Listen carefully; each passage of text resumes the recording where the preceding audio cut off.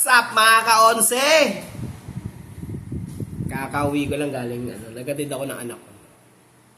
Tapos, pagtambay ko sa tambahin namin, nandun si Ante.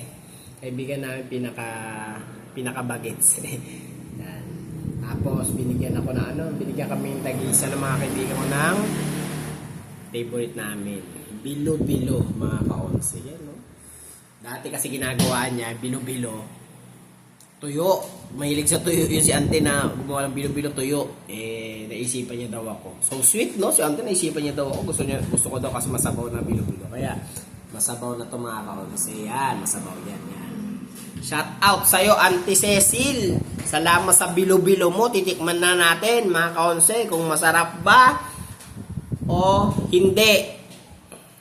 So, sasabihin ko ito mga ka-onse kung masarap o hindi, Kaya walang sama ng loob, Auntie Cecil, Ito na. Sarap po, matagpo dito. Masabaw, Mana natin mga ka-onse, Unang tikim.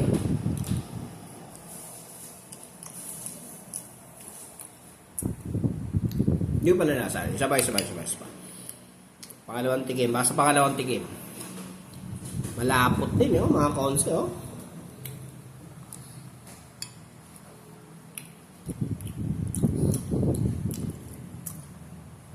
Ang sarap. Promise. Auntie Cecil, ang sarap. Sana araw-araw ganito. Nakakalibre naman ng pagkain. Araw-araw. Merienda ko na to. Auntie Cecil. Mga ka-onse.